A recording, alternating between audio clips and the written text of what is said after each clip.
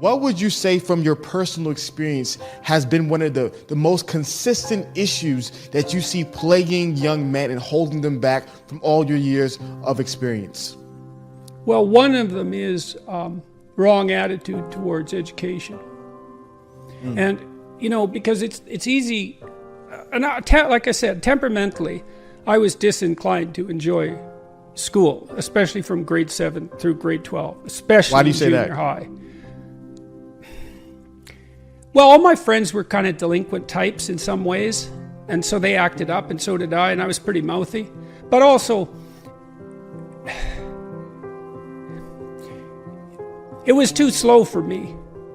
Like when I took language arts in grade 8, I had read the whole year's books in I think it was the first day, but it was certainly the first week. And so it just bored me. I was just bored to death. So that wasn't so good. It can be a bit infantilizing because of the rule structure. Like I said, a lot of my friends, they just weren't going to put up their hand when they wanted to go to the bathroom anymore, and they were just done with that. But one of the things young men aren't taught properly, and I mean even at the age of, let's say 11, young, is like, there is nothing that will make you more powerful than your words. And so if you think that reading and writing is for pansies and dimwits, or teachers' pets, because they get in less trouble in school, let's say, you're seriously misinformed. And so, I talk to people like Jocko Willink, and Jocko's as tough a guy as you could ever hope to encounter about literacy, and a number of other people too who are also seriously tough guys. Congressman Dan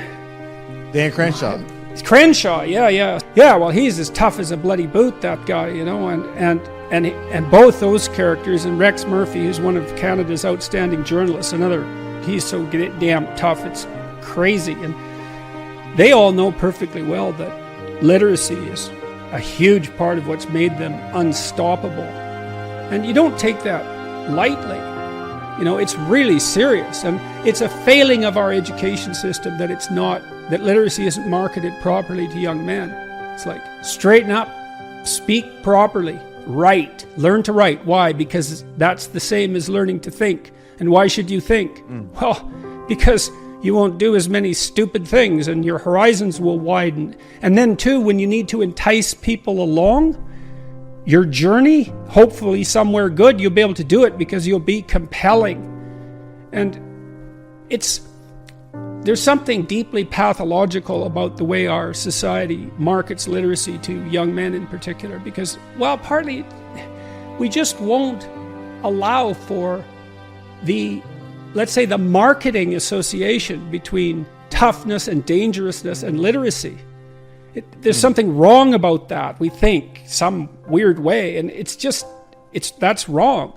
It's like, sure, you should be physically tough, and you should be tough in your temperament, as well as having the capacity for play and compassion. That has to be developed too. But that's not enough. And I don't care how tough you are physically, you're nowhere near as tough as you would be if you were physically tough and really literate. And then you're an unstoppable force, and hopefully for good. And that's a much tougher battle than, being tough for your own idiotic, selfish ends. That's just pathetic. And so, and I just don't understand. We've developed a writing program, which is called Essay, which teaches people how to write while they use it. It's a word process, but it teaches people how to write as you use it. We built that into the program itself. And I really want to market it to young men and say, look, get your words together and then see what you can do. And don't be thinking that that's somehow beneath you. That just means you're stupid, that you think that. You don't know anything, you think that. It's wrong. And you're limiting yourself so much you can't even imagine it. You might not even figure it out till you're 60 and then it's too late. So read, write, think, write. That's what we need. I got together with the woman who was going to become my wife, Tammy. I mean, I've known her since we were 8, and she was a friend of mine when I was a kid, and so we've known each other forever. But we got together seriously when we were in our late 20s, and she was really ready to have a family, like now. And I didn't have a permanent job at that point, although my prospects were good, which is part of the reason she married me. But she wanted to start, and I thought, okay, so I didn't really want to do that. And I thought, okay, what's your problem, Jordan? What is it that you're worried about? And I thought, well, there's an economic issue. I thought, that's not really serious. I'll get a job, and she'll come along wherever I go if I have that job. So that's not an issue. It's like, so what then?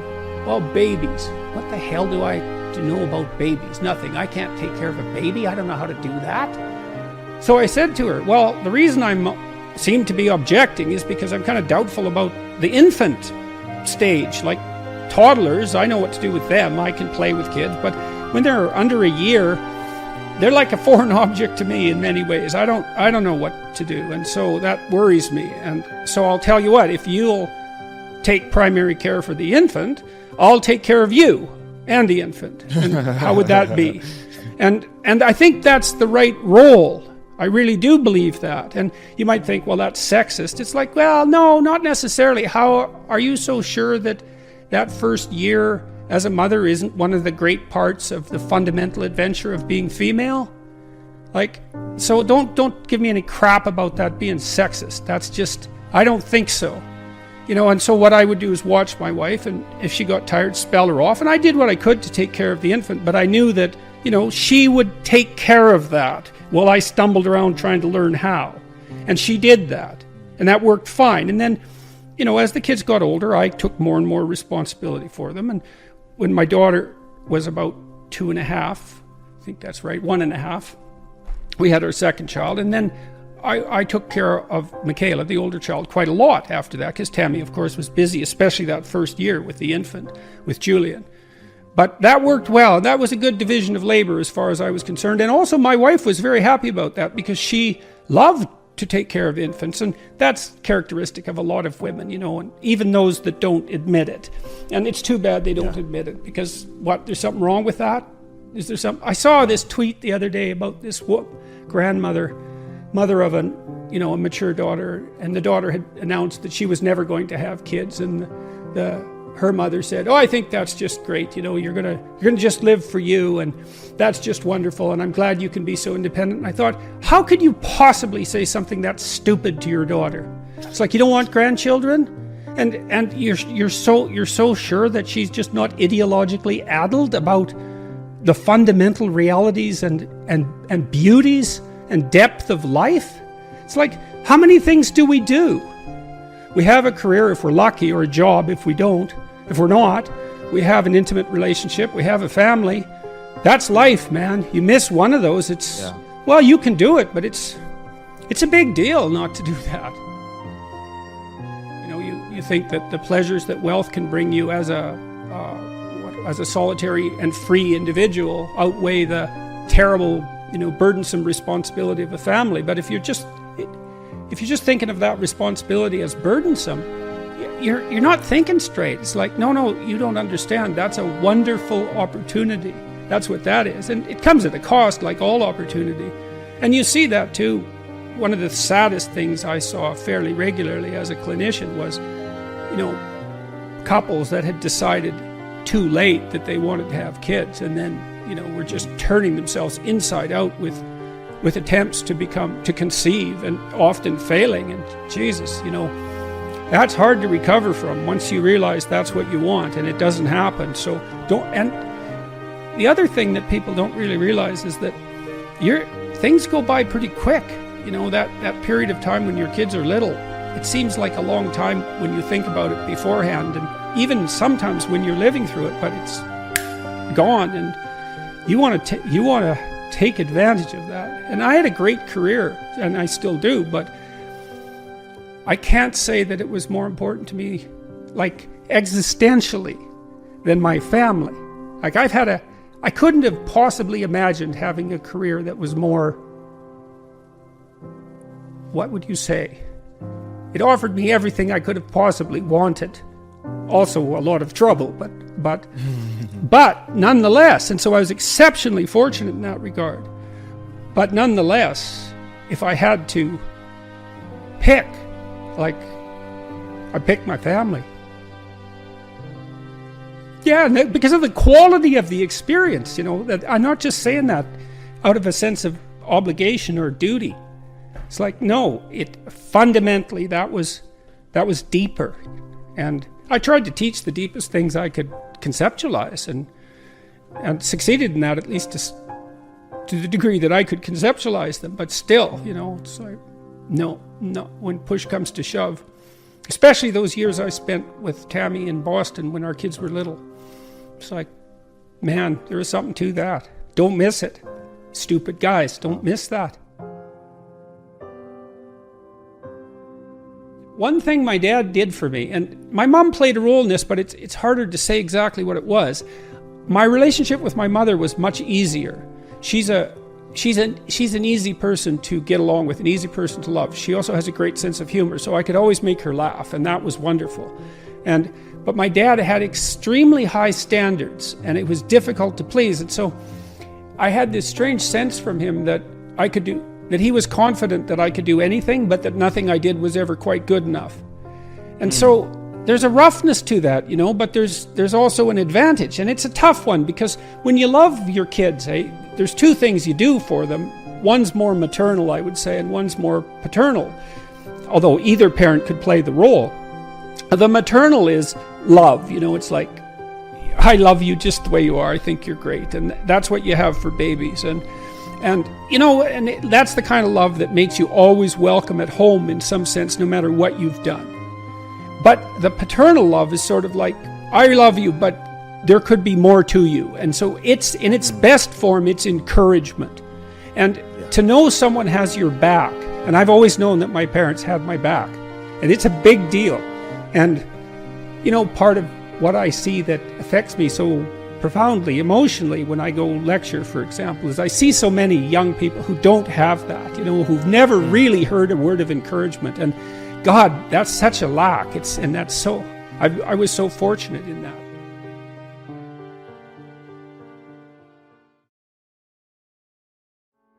Rule 3 in Beyond Order, do not hide things in the fog. It's like, realization is generally an effortful process. Like, you're alerted to your own wrongdoing by glimmerings of conscience, let's say, feelings of shame and doubt. But you have to unpack those to find out exactly what you're doing wrong. And that's really hard. It's effortful. And so you can just not do it. And the way you don't do it is you take refuge in your blind conformity. And that's part of that pluralistic ignorance. And I suppose that's one of the flaws of the argument that you laid out. It's like, yeah, people were pluralistically ignorant, but how much of that was turning a blind eye? And you can maintain a very high level of plausible ignorance by turning a blind eye. And you know, in the ancient Egyptian story that I'm so enamored with, the story of Osiris and his degeneration. So he's the god of the state. Osiris degenerates because he turns a blind eye to the machinations of his evil brother. He could know, but he decides not to. And that's a moral sin in my estimation. And so out of the story that you told with regards to pluralistic ignorance, I would add a psychological component is, yeah, well, how much could have people known if they would have allowed themselves to investigate instead of refusing it? So, you know, with Freud, you have the idea of repression. You know something uncomfortable and you suppress it, and it's there and you can rediscover it. But it's not exactly right, because what happens is that you have a hint that something's rotten in the state of Denmark, and that elicits an exploratory tendency and an avoidance tendency as well. And you can just leave it unpacked. And then the rot that you're detecting subliminally, let's say, accumulates around you. And if it accumulates enough, it turns into the dragon of chaos. It's like, and then you get the situation that you described. By the time that you can no longer turn a blind eye, the thing that you avoided is so monstrous that you cannot prevail against it. So I would still say, even if that entire explanatory story is correct, it misses the moral culpability element, which is, yeah, okay, just how much could have you known? You know, and I have some sympathy for this. Believe me, I understand why people are blind to the horrors of malevolence, let's say, because malevolence, when confronted, is traumatizing. And you see that in the post-traumatic stress disorder literature. It's contact with malevolence that traumatizes people. You know, the contact with someone who really, really wants to hurt them. And they're shocked by that can even exist. It's terrible, especially when you start looking into it. It undoes you, it unglues you, especially if you are a naive believer in the, you know, untrammeled goodness of human beings or even of existence. In any case, you know, you turn a blind eye, and ancient stories warn about this all the time. You turn a blind eye and then things go rotten under your sovereignty. And by the time you're awake, it's too late. And that isn't, you've abdicated your responsibility. And that happens bit by bit, right? That's the other thing about it that's so pernicious. It's like people ask me, for example, why I chose this bill in Canada to die as a hill to die on, let's say. And it's like, yeah. Well, you're going to say no. If you ever say no, you're going to say no to something trivial, because things that go astray bit by bit. And so there's virtually never a sliding point where everyone says, oh, no. It's like, well, this much more. Well, I'm uneasy, but I accept. Well, then it's a little worse and you're a little lesser. And then it's this much more, you know? And the probability that will happen is there all the time. And it's as moral citizens that who have a moral obligation to see what's in front of us, that we hold that at bay always. It's with our eyes open. That's why Horus in the Egyptian story is the eye. He's not thinking. It's not thought. It's attention. See. It's the willingness to turn your eyes to the phenomena and see what's there. And the Egyptians regarded that as part of what was redemptive. It's brilliant. It's absolutely brilliant. You know, conscious attention as the source of eternal redemption. Right. And I spend a lot of time talking about this in Maps of Meaning. So your interest manifests itself in ways you can't control, right? The instinct of meaning manifests itself, and then you follow it. That's the spirit Mercurius, right? He's the winged messenger of the gods. And so something brightens up for you, and you follow that, and you find your destiny that way. Jung's notion was that was the manner in which your potential future self manifested itself in the present and pulled you along. And so an example of that would be, maybe you're a child and you find someone you admire, and so they sort of glow, and then you mimic them. And it's because the mechanisms in your mind that are propelling you towards maturation find someone who's like you, so they're in the zone of proximal development, but somewhat more advanced. You latch onto them as an idol, let's say, and you mimic them, and that catalyzes your development. So that's the manifestation of interest. Now imagine that you pathologize that by through deceit and self-deception and refusal to attend to what's right in front of you. Well, you make yourself weak because you don't develop well, but you also pathologize that mechanism. The question is, what do you doom yourself to if you remain banal? And I think you doom yourself to an unconscious fascination with unearned power. So in some sense, she had the causal story backwards. Yeah, that's an interesting point. Yeah. So we're not designed to be banal, right? Like we don't respect ourselves then. We're designed to, so to speak, like many of us are designed to bear a heavy burden, right? To be of service to our fellow man. We find meaning in that, deep meaning. And if we're not doing that, then our lives are not deep and meaningful, and then the suffering can easily make us corrupt. Maybe it's too easy in a large society like ours to hide in the nooks and crannies and be banal without having to be on the front lines and pay the price. It's very dissatisfying to young people when that's the case. You know, their heart burns, but they have nowhere to go, and they can't tolerate that. Like Piaget, for example, pointed out that, although you never hear this when you study developmental psychology, you have to read Piaget. He pointed out that late adolescents reliably go through a messianic phase right? They're compelled to change the world. They feel called out to this quasi-messianic destiny. And certainly ideologues are great at harnessing that.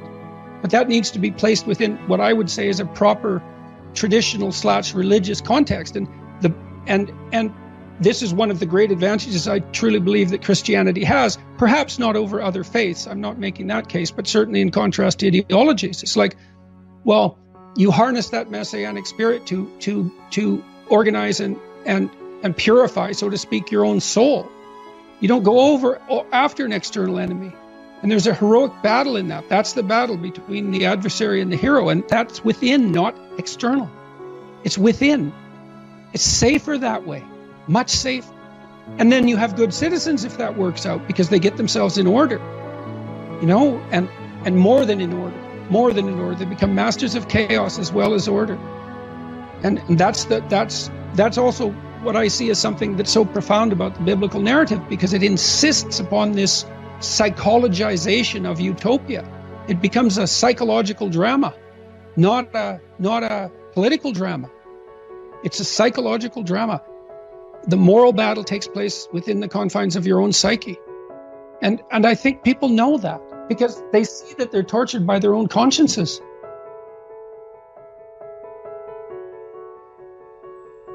You know that because of our moral ambivalence, each of us, we're less committed to our task than we might be. We're plagued by existential doubts. We're held back by our resentment and our bitterness. We get in our own way. We have an ambivalent sense of whether we're worthy, as individuals or as a species for that matter. And so we stumble forward half crippled, and maybe we move towards the light regardless, but we're not all in by any stretch of the imagination as individuals or as a culture or as any culture.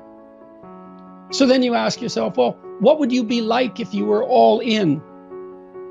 And then what would a culture be like if it was composed of people who were nothing but all in? If we devoted everything we had to the task at hand, to the highest good, and we moved away from our adversarial identification and our nihilism and our desire for destruction and our willingness to wallow in misery and to perpetuate it. Well, what would we do? Would we defeat death?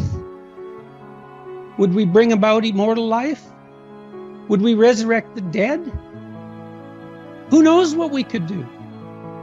I don't see that human possibility is bounded in any realistic sense.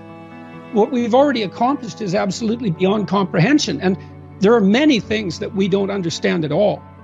And many of those things are going to be revolutionary. They're going to change the way we look at everything.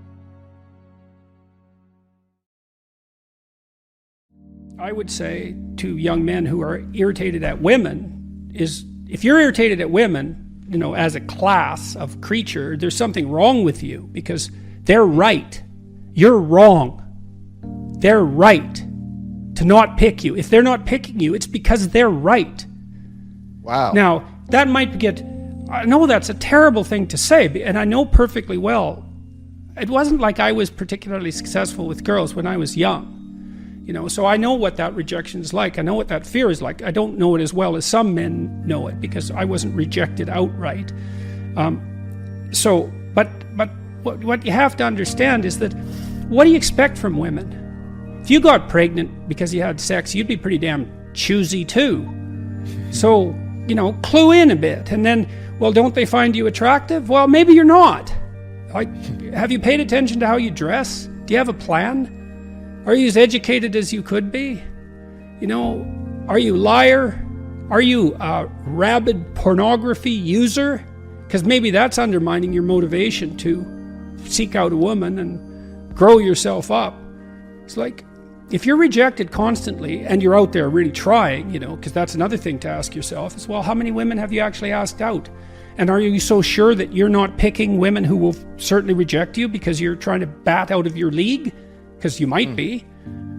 So, and I'm speaking about this as a clinician too, because I had plenty of men in my practice who were, radically unsuccessful with women. I had one man in particular.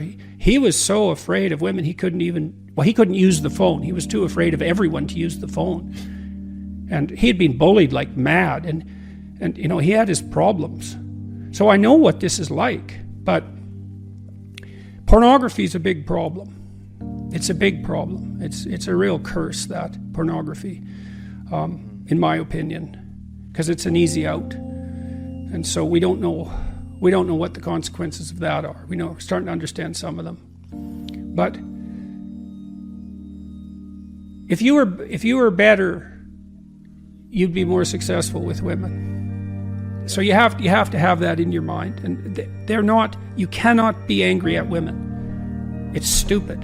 Women, it's like women being angry at men. It's a sign of psychological trouble, that. Be a little stronger, dress a little better, speak a little more clearly, aim a little higher, and practice that, and that'll work. Now, I know that that's more difficult for some people than others, because some people bear incredibly difficult developmental burdens, and I'm not saying that this is easy, but I'm saying that it's a useful reaction. Like, what else are you going to do? What else are you going to do? Complain about women? I've seen that in men. I went out with a group of men who were having trouble with their wives, and they'd gone off to this couples retreat, and it was mostly rubbish, although they were trying a bit to get their lives together. And I spent a whole day with them. There were 3 of them, and one of them was a guy that I'd known for quite a while, and every single word he said was a lie. and all these 3 did the whole day was complain about their wives. And I thought, what the hell's wrong with you guys? You picked them. They're these women you picked, and maybe they have their flaws, but they're your wives. And that's how you talk about them? And you think they're the problem? You're so dumb that you don't even know that you shouldn't badmouth your wife. Just because she's your wife. When Tammy and I got married, we had a discussion about that. It's she has her flaws and I have my flaws, but I'm her husband and she's my wife, and there's a certain respect that goes along with that category, if you have any sense. And so that's an extension of the same thing. It's best to look to yourself. Now and then you can, things have gone rotten in society, and you have to bear your responsibility. You have to address that at a social level and a communal level, but fundamentally it's and you do so much less harm if you look to yourself first as the problem. And believe me, you're plenty of problem for you. You're all the problem you need for you. That's for sure. We can't have a discussion about pornography. It doesn't look to me like pornography is really a very good idea.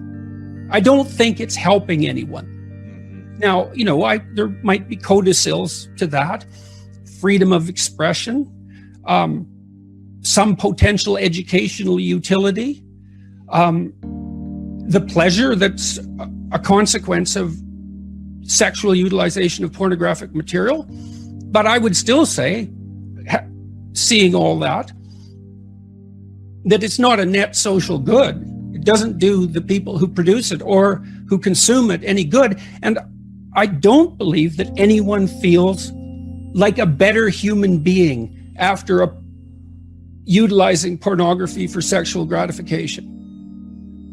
Now, you might say, well, that's because they've been shamed about sex since they're born, and that's a consequence of our crooked culture. And, in a utopian world, we wouldn't have that shame. And no. It's way more complicated than that. And I read something in one of the YouTube comments in my video the other day. I was talking to Abigail Schreier about the apparent fact that today's teenagers are having much less sex. One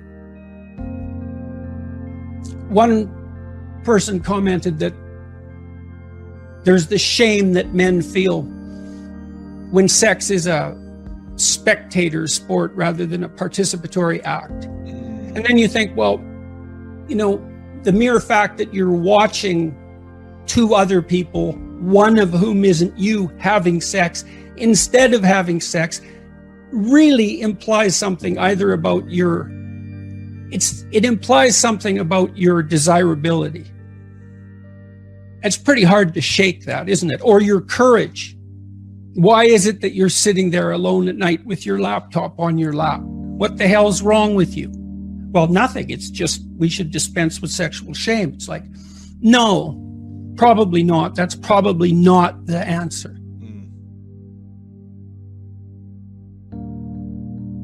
If you're a guy, making $50,000 a year or $60,000 a year, and you're doing relatively well, that the women in your cohort who are similar partners to you may not desire you. Instead of wanting a partner making 60, want a partner making 80. So what would you say to those guys? Mostly I'd say that was an excuse.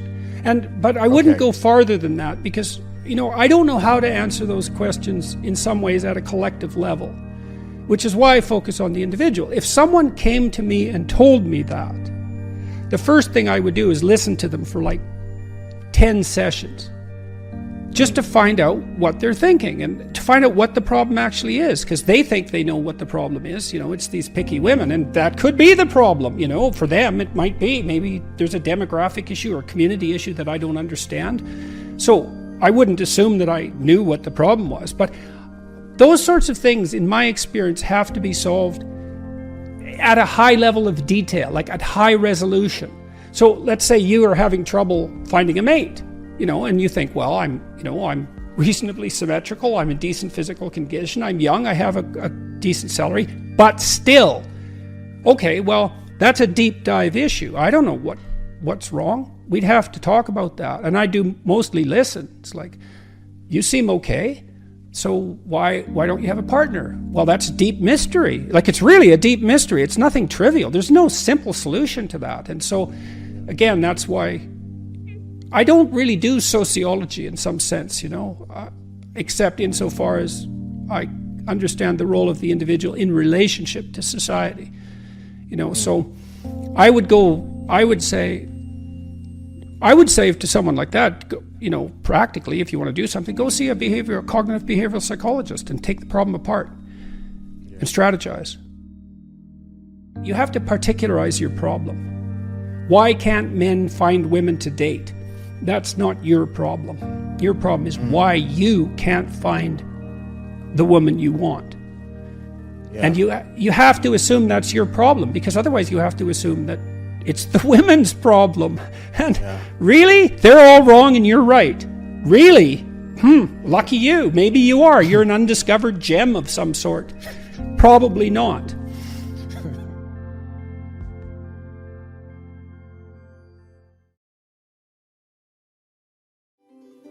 There's an unrecognized danger of our technology. I don't suppose it's entirely unrecognized, but the miracle of memory is not that we remember. The miracle of memory is that we forget. Amen. And that we only remember what is necessary. And because we can forget, we don't drag the past along with us, right? So we can get free of the past.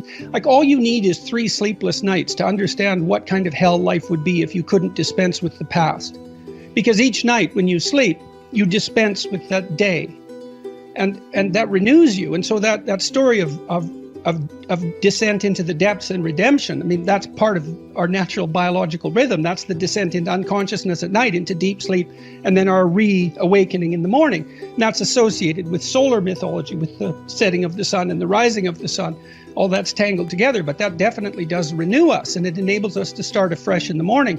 The problem with technology, is that it's becoming increasingly difficult to shed our past.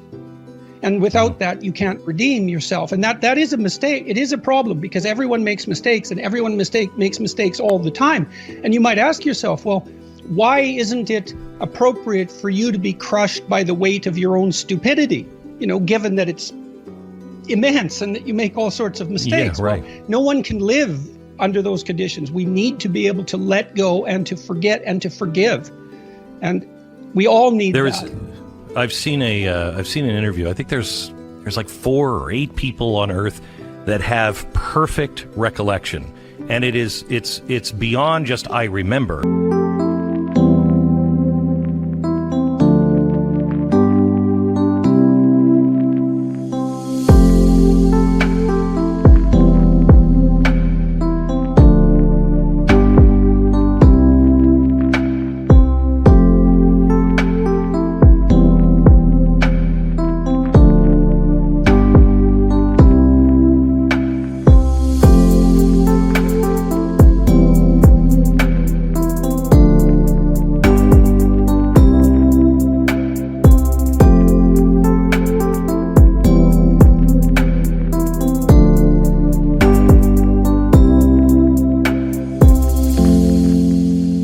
they feel what they felt on any given day. You can tell them a date, they'll tell you the weather, they'll tell you what they were wearing, what was happening. And I saw an interview with one of them, and they became very emotional because they're reliving it. And the people who have that gift or curse, it's a curse. Some deal okay with it. The others are just crushed by it. It's very forgetting and remembering are very, very sophisticated cognitive processes. So normally what we do with an experience is we reduce it to its significance. Then we remember the significance and we let go of the details. We do something like that when you write fiction. When you write fiction, you don't write down every single thing a character does or thinks. That would bore your reader to death. You write down what's significant and important about what they're experiencing and about what they do. And if you get that right, then the story's interesting. We do the same thing with our own lives. Like, we boil our lives down to the gist of the story, and then we remember that. And then we're not crushed by the weight of the detailed recollection. And that's actually a consequence of very sophisticated psychological processing, that ability to reduce and forget. So one of the things you do in therapy, for example, and I wrote about this in my new book, about writing memories down if they still bother you. So if you have a memory, for example, that's more than 18 months old, for technical reasons I won't go into, and it still produces a negative emotion when it comes to mind, whether voluntarily or involuntarily, then that memory has information in it that has not yet been unpacked. So imagine the purpose of your memory is to extract wisdom from the past that you can apply to the future, so that you don't do the same stupid thing over and over, or so that you repeat things that worked well. That's the purpose of memory, not recollection as such. It's the extraction of wisdom, the lesson. Well, if you have a memory that's more than 18 months old and it's still hurting you, making you anxious, disappointed, ashamed, guilty, any of that, it means that you have not undertaken the complex process of analyzing that memory, pulling out from it the moral and dispensing with the detail. Like, you always want to look at what the consequence of a technological transformation is. And this is a big transformation.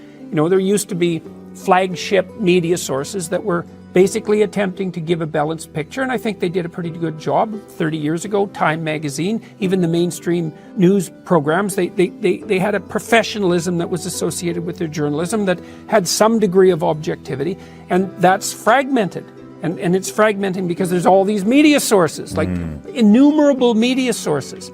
And so it's driving people who are trying to get attention to desperation, and they exaggerate the polarity. And so that puts everyone on edge, and Twitter puts people on edge. And this is part of the reason I'm still thinking about what to do with Twitter. Maybe I should not use it for a month, because Twitter, I think, my experience with Twitter is that I'm wandering around in the world and everything's fine. The streets are peaceful. The people I meet are doing well. That your cities, I've been to, I don't know how many American cities in the last 4 months, like 40 or 50. They look great. Everywhere I go, there's construction, and the country feels like it's moving. How does one person that's watching the news, and that's where the news they get from it, they consume news through media. I'm watching CNN, Fox, MSNBC, whatever. Yeah. How do I tell apart between the truth and propaganda? Well, I don't know. When I counsel my clinical clients who are depressed or anxious, one of the things I've always told them to do over the last few decades is to disconnect themselves from the news. This was before the social media. And you still believe that today? Well, you asked me about CNN earlier. I haven't watched mainstream television news since 1985. You gotta be kidding. No, I'm not kidding. Let me get this straight. I want to hear you say this one more time. You haven't watched mainstream media since 1985? No, very little. I didn't have a TV. I didn't have a TV since about 1985. When's the last time you watched CNN? Probably in an airport for a few minutes. I virtually never watch CNN. So if I come to your place, I know you have some interesting collection of art that you collect, but if I come to your place, your TV's not going to be on CNN. There's no TV. There's no TV in your house? I haven't had a TV since 1985. I realized back in 1985 that news wasn't news. If it was only news for a day, it wasn't important. So I read magazines. I read Harper's, or I'm not at the moment, Harper's, Atlantic Monthly, The Economist. Those were my basic sources for news. Now that's changed, you see, because I got tangled up so badly in scandal 2 years ago that I've been on top of, especially social media, like an obsessed addict for 2 years, trying to manage it. But it's not clear to me that that's been a good thing. I've got to for your sanity or for. It's certainly. I don't think Twitter is a good thing for my sanity. Twitter is so contentious. It's so, if you want a daily dose of hate, you can get it in 10 minutes on Twitter. If I post something, there's a number of comments about whatever I posted, and 1 out of 4 of them is brutally rude and obnoxious, as nasty as it can possibly be. And that's very, very common. And people are quite sensitive to negative information. We're more sensitive to negative information than we are to positive information. And I'm not complaining. I don't have to use Twitter. It's a completely voluntary choice. And I'm certainly a massive beneficiary of the existence of social media. So I'm not complaining about it. I don't have a right to complain about it. But it exists in absolute contrast to my experiences in the world. It's not like I'm walking down the street and 1 person out of 4 jumps out of an alley and curses me. I haven't had a single negative interaction with an individual. That's not true. I met one really drunk woman in Dublin, and she called me a wanker. But she was quite the piece of work, though. Was it with a little timid husband by her side? Was it after Conor lost? Maybe she was pissed off because maybe UFC she was. Fight. But I've had thousands of interactions with individual people on the street, let's say, in airports and so forth, in the last 6 months, and every single one of them has been overwhelmingly positive. So that's reality. Then I go into Twitter and it's like, oh my God, it's just brutal. There's no shortage of ridiculously positive things that are happening to me on an ongoing basis. I can't even believe it. But the same is true on the negative end. And so what's happened is the range of my emotional experience has expanded almost unbearably, I would say. So, and again, I'm not complaining about that because I could choose to do it differently. But some of this has also been a matter of management. It's like, it is literally the case that although it's been a little better over the last 3 or 4 months, for about 18 months in a row, I was at the center of a scandal that could have taken me out at least twice a week. So constant, non-stop scandal of one form or another. And so that took a lot of juggling and management to see what was going on. And I was paying attention to social media and trying to figure out how to respond in the press and on YouTube and on my blog and all of these sorts of things, trying to learn how to do that. And so it's been an obsessive learning experience, let's say. YouTube has served me very, very well. My blog works out very well for me. The podcast, I have a podcast, it's very popular. That's worked out really well. Facebook, I don't pay much attention to Facebook, although I post on it. Twitter, that's something else. Twitter is vicious. I don't know what to do with Twitter. I don't know what to do with Twitter. I think I go back and forth. I go back and forth. There's a part of me that there's people I keep up with on Twitter, the people I follow, some of these IDW types, so to speak. I see what Shapiro's posting, I see what Brett Weinstein's posting, and Sam Harris, and I kind of keep in the loop that way. And I feel a moral obligation to keep up. And I have 900,000 followers, and I feel an obligation to them too. But there's also this addictive curiosity, that what's happening. And I tried to pull myself away from that on the TV news because it's the same thing except in much less concentrated form. And it was good for me. And I do think if it's only important today, it's not important.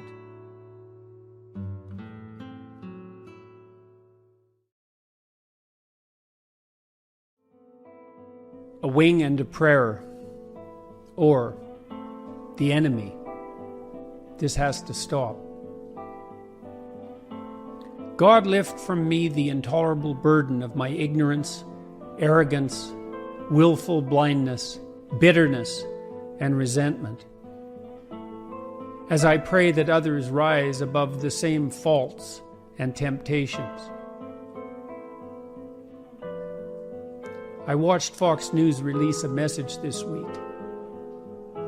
There are terrible things afoot under the surface of our society, and the perpetrators are coming for you and coming for us.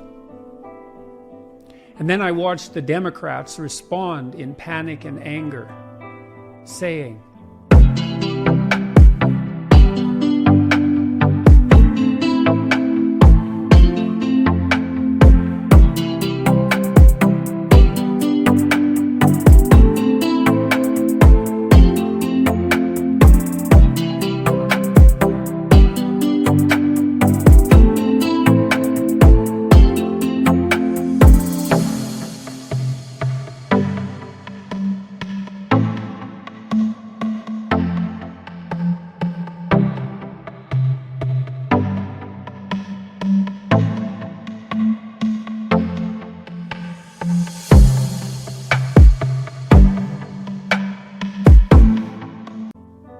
There are terrible things afoot under the surface of our society, and the perpetrators are coming for you, coming for us. Are there terrible things afoot, bubbling under the surface? Is something coming for you and for us? Ask yourself how true that is of yourself and your own life. Have you addressed all that? Are you concerning yourself with the dust in your enemy's eyes instead of attending to the filth that obscures your own sight? Do we want accusation, suspicion, discord, derision, and hatred? Or the peace and prosperity and happiness that beckons to us at this moment like never before? Who's the enemy here? Is it the basket of deplorables? Is it the freaks and the queers? Is it the plumbers and carpenters and tradesmen and managers who work honestly and diligently during the day, and the soldiers who stalwartly defend the borders and protect us? Is it the artists and visionaries whose expressions of unbridled creativity entertain and rejuvenate us, and who continually offer to us an unending panoply of technological miracle? Is it the institutions that guide and protect us, that so many lived and died to erect and establish, which for all their faults have served us so well? Do we want revenge or justice? Do we want contempt or mercy? Do we want war or peace? And what are you aiming at in your heart of hearts? I see even the best of men degenerating into the exchange of blows. I see even the best of men identifying the enemy in our neighbors and friends. I see even the best of men falling prey to cowardice and self-righteous anger. It needs to stop. I need to stop. You need to stop before it's too late. Who is the enemy here? The snake in your heart? The lies on your tongue? The arrogance of your intellect? The cowardice of our refusal to see? The enemy is that which divides to sow discord. The enemy is the pride and the fear that stops us from lending a hand across the divide. The enemy is the great and eternal adversary of mankind. And if we demonize our brothers, our comrades in arms, do we not precisely call that dread spirit forth? Have we not yet learned? Courage, trust, truth, love, even unto your enemy, which is yourself. God, forgive us our trespasses as we forgive those who trespass against us. May what is highest guide our vision. May what is highest open our ears. May what is highest guide our tongues. And may we pray, fearful of the hell we could so easily and carelessly create, Deliver us from evil. Shine a light into the corners of our dark hearts. For thine is the kingdom, the power and the glory, forever and ever. Amen.